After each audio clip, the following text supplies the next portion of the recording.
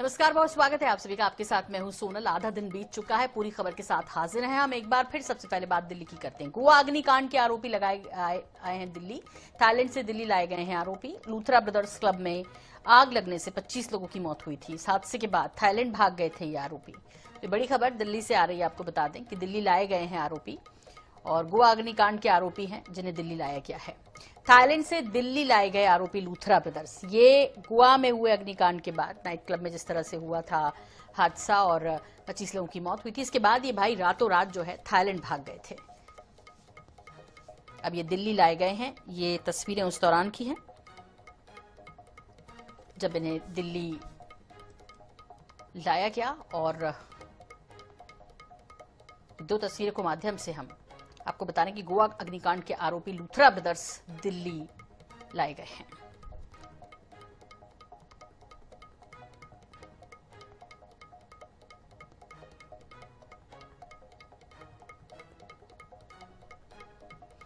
तो गोवा में हुए अग्निकांड में 25 लोगों की मौत हुई थी। ये लूथरा ब्रदर्स जो हैं, इनके कई कारनामे उजागर हुए और जैसे जैसे जांच आगे बढ़ी और इन्होंने थाईलैंड में शरण ली थी। हालांकि बहुत समय नहीं लगा इनको ढूंढने में।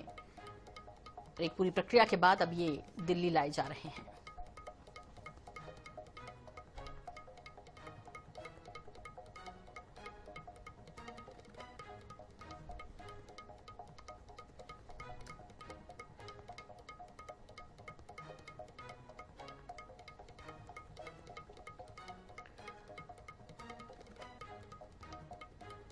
दिल्ली से खबर आ रही है, हादसे के बाद थाईलैंड भाग गए थे दोनों भाई रातों रात, जिन्हें कि अब पुलिस पकड़कर दिल्ली लेकर आई है। और थाईलैंड से दिल्ली लाए गए लूथरा ब्रदर्स। जिस तरह से गोवा के नाइट क्लब में आग लगी थी, 25 लोगों की जान गई थी, उसके बाद ये भाग गए थे थाईलैंड।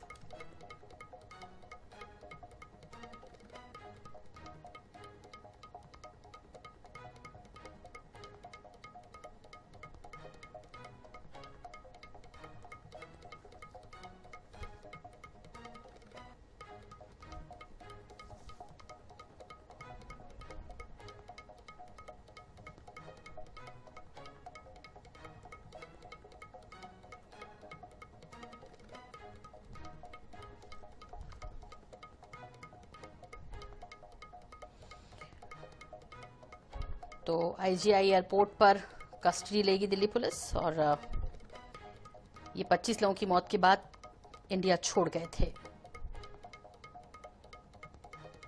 सौरभ लूथरा और गौरव लूथरा मुख्य आरोपी इस मामले के। गोवा के नाइट क्लब में जिसमें वो हादसा हुआ, उसका नाम था बिर्च बाय रोमियो लेन। इसमें 25 लोगों की जान गई थी जब वो अग्निकांड हुआ। तो भारतीय सुरक्षा अधिकारी दोनों भाइयों के साथ मंगलवार दोपहर इंदिरा गांधी अंतर्राष्ट्रीय एयरपोर्ट पर उतरे हैं, सौरभ और गौरव के साथ, जो कि बिर्च बाय रोमियो लेन अग्निकांड के मुख्य आरोपी हैं।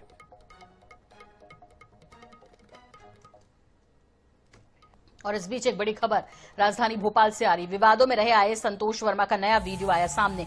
विचारधारा को खत्म करने की बात कही। कहा, हमारी लड़ाई किसी जाति धर्म से नहीं, विचारधारा से है। वर्मा ने ईद की नमाज और जकात की तारीफ की है। जकात में जिसकी जो इच्छा होती है वो देता है। वर्मा ने कहा, जकात की तरह कमाई का 15% राशि समाज को दें। वर्मा ने कहा कि 15% राशि अपनी कमाई की देना चाहिए समाज को। दलित अधिकारियों को भीख नहीं मांगने का किया आह्वान। दलित अधिकारियों को भीख नहीं मांगने का आह्वान भी कर रहे हैं। एक और वीडियो सामने आया है और संतोष वर्मा कहीं रुक नहीं रहे। लगातार इस तरह के बयान, जबकि वो जानते हैं कि वो इस वक्त सुर्खियों में हैं और लगता है शायद बने रहना चाहते हैं, इसलिए इस तरह की एक और बयान उनका आया है जिसमें वो कह रहे हैं कि ईद की नमाज और जकात की तारीफ करते हुए वर्मा ने कहा कि जकात में जिसकी जो इच्छा होती है वो देता है। तो जकात की तरह कमाई का 15% राशि समाज को देना चाहिए। उन्होंने कहा, दलित अधिकारियों को भीख नहीं मांगने का भी उन्होंने आह्वान किया। तो विवादों में रहे आईएएस संतोष वर्मा का अब नया वीडियो सामने आया। विचारधारा को खत्म करने की बात कही। उन्होंने कहा कि हमारी लड़ाई किसी जाति धर्म से नहीं, विचारधारा से है। हमारी लड़ाई किसी धर्म से नहीं है, हमारी लड़ाई किसी समाज विशेष से नहीं है, हमारी लड़ाई किसी जाति विशेष से नहीं है, हमारी लड़ाई एक विचारधारा से है। और उस विचारधारा से हमको तब तक लड़ना पड़ेगा जब तक उस विचारधारा को हम समूल नष्ट नहीं कर देते। नियम है कि जब भी उनके यहाँ कोई ईद की नमाज पढ़ाई जाती है तो उस दिन वो सारा पैसा अपना ज़कात के रूप में इकट्ठा करते हैं और लास्ट में बताया जाता है कि आज की नमाज के बाद में इतने हजार रुपये या इतने लाख रुपए उपस्थित, जिसकी जो इच्छा है वो देता है। पुराने जमाने में भी अगर आप राजशाही पद्धति देखोगे तो उसमें भी कहा गया है कि व्यक्ति को अपनी कमाई का 6वां हिस्सा यानी लगभग 15% के आसपास सामाजिक गतिविधियों में खर्च करना चाहिए, आपकी व्यक्तिगत आवश्यकताओं के अलावा। और यदि आपने ये करना शुरू कर दिया तो निश्चित रूप से मान के चलो कि हमको हमारे अधिकारों की भीख नहीं मांगनी पड़ेगी। हमारे समाज का प्रभुत्व इतना होगा शासन में, प्रशासन में, राजनीति में कि हमको हाथ जोड़ने की जरूरत नहीं पड़ेगी। खुद आकर के हमसे पूछा जाएगा कि आपको चाहिए। इधर उमरिया से खबर है, जहां पर धान बेचने आए किसान की पिटाई और वेयर हाउस संचालक ने भी जमकर पीटा। घटना का वीडियो वायरल हुआ। किसान से मांगा जा रहा था धान, तौल का पैसा किसान ने किया पैसे देने से इनकार। दरअसल केपीएस वेयर हाउस का ये मामला बताया जा रहा है उमरिया के। तो उमरिया से खबर है, धान बेचने आए किसान की पिटाई की गई और वेयर हाउस संचालक ने उसे जमकर पीटा है। जो जानकारी मिल रही है आपको बता दें कि वेयर हाउस मालिक ने जमकर पीटा किसान को। किसान से मांगा जा रहा था धान तौल का पैसा और किसान ने इस पैसे को देने से इनकार कर दिया।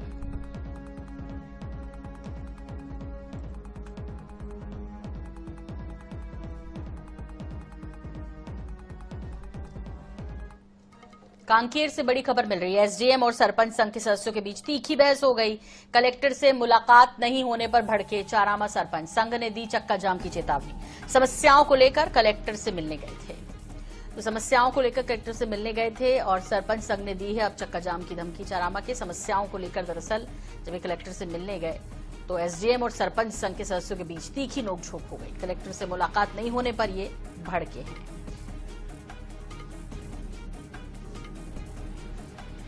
चारामा सरपंच संघ ने अब चक्का जाम की चेतावनी दी। इस पूरे घटनाक्रम के बाद समस्याओं को लेकर कलेक्टर से मिलने गए थे ये सभी। एसडीएम और सरपंच संघ के सदस्यों के बीच तीखी बहस हुई इस दौरान।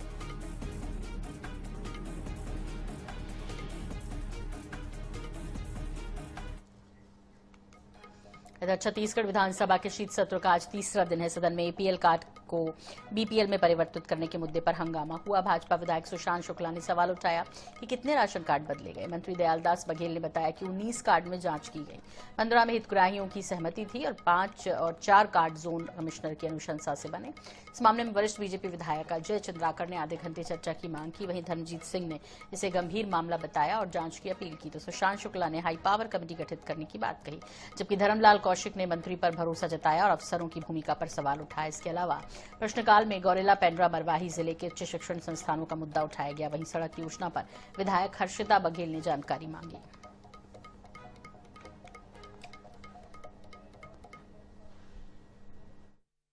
माननीय अध्यक्ष महोदय बड़ी जवाबदारी से वो एफआईआर को पढ़ रहे हैं और उसी तरीके से माननीय मंत्री जी नकार रहे हैं, तो बड़ा विरोधाभास है।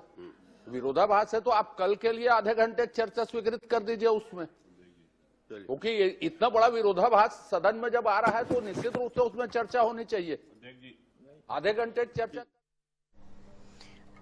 रायपुर में छत्तीसगढ़ विधानसभा के शीत सत्र के तीसरे दिन हसदेव जंगल कटाई का मामला गरमाया। विपक्ष ने स्थगन प्रस्ताव लाकर सदन में इस मुद्दे पर चर्चा की मांग की।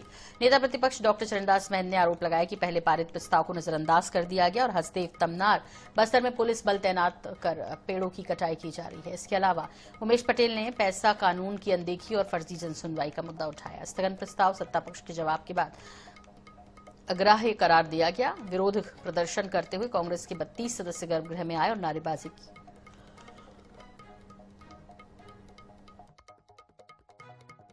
के बाद उन्हें निलंबित किया गया। हालांकि कुछ देर बाद कांग्रेस के विधायकों का निलंबन फिर वापस लिया गया।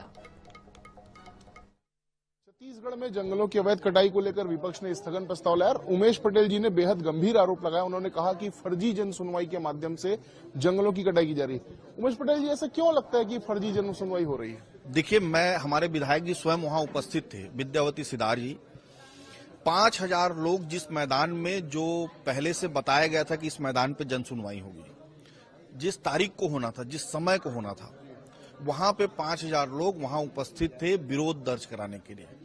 लेकिन प्रशासन का देखिए हरकत, वहां से बहुत दूर आगे, जहां जिसकी किसी को जानकारी नहीं थी, किसी को लोकेशन के बारे में पता नहीं था, किसी को समय के बारे में पता नहीं था, वहां अचानक से एक टेबल लगा दिया गया। 2 एम्बुलेंस में 18 लोगों को भर के लाया गया और वो 18 लोग जाके समर्थन कर दिए और 15 मिनट में जनसुनवाई समाप्त हो गई। जब विधायक जी स्वयं वहां पहुंचने की कोशिश किए तो पुलिस के द्वारा विधायक को रोक दिया गया कि आप नहीं जा सकते। जब पता चला कि इस तरह से फर्जी जनसुनवाई हो रहा है तो विधायक जी वहां स्वयं पहुंचने की कोशिश किए, उनको रोक दिया गया। 5,000 लोगों को रोका गया और 15 मिनट के अंदर में जब तक लोगों को पता चला वो निकल चुके थे। तो ये फर्जी जनसुनवाई है कि नहीं, आप ही बताइए। और अगर इस तरह से हुआ है तो उसको निरस्त करना चाहिए कि नहीं। अब आप लोग क्या करेंगे इस मसले पर, क्योंकि लगातार आप लोग पहले भी उठाते रहे हैं, पहले भी यहाँ पर शासकीय संकल्प आया जिसका आपने जिक्र भी किया, उस पर सुनवाई नहीं हुई, तो अब आप लोग क्या करेंगे, क्या स्टेप लेंगे? देखिए, हम लोग सड़क की लड़ाई बिल्कुल उनके साथ खड़े हैं, सड़क की लड़ाई में उनके साथ हैं और हम अपने बड़े नेताओं को भी वहां आमंत्रित करेंगे ताकि लोग वहां आए और वो बात सरकार तक और गंभीरता से पहुंच सके।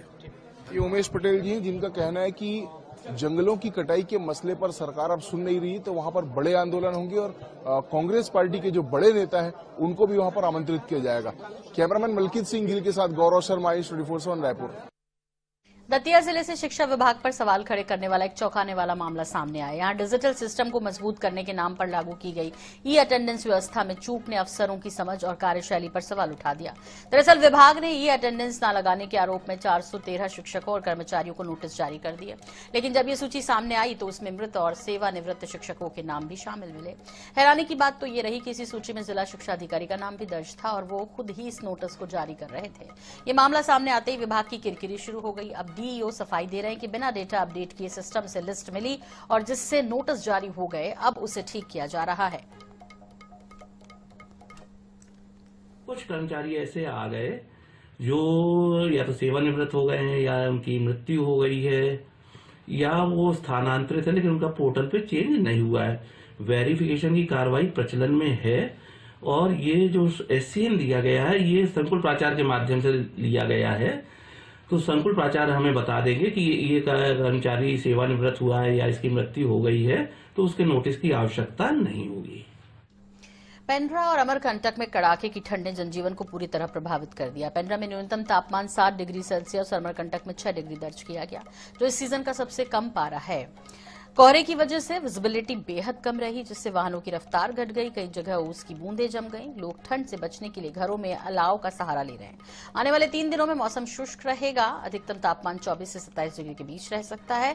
प्रशासन ने कोहरे में वाहन धीमी गति से चलाने, गर्म कपड़े पहनने, बच्चों बुजुर्गों पर खास ध्यान देने की अपील की। और इस वक्त एक बड़ी खबर सूरजपुर से आ रही है। एसीबी ने की है बड़ी कार्रवाई। तहसील के बाबू लोखन राम गिरफ्तार। 25,000 रुपए रिश्वत लेते रंगे हाथों पकड़ा गया। क्षतिपूर्ति मुआवजा प्रकरण के एवज में मांगी थी रिश्वत। पीड़ित ने पहले भी 15,000 की रिश्वत दी चुकी थी। सूरजपुर जिले के जरही तहसील का ये मामला बताया जा रहा है। तो सूरजपुर के जरही तहसील का मामला है। पहले भी रिश्वत दे चुका है 15,000 की और इसे लेकर अब एसीबी ने रंगे हाथों गिरफ्तार किया। सूरजपुर जिले की जरही तहसील का ये मामला बताया जा रहा है, जहां पर एसीबी ने बड़ी कार्रवाई की है।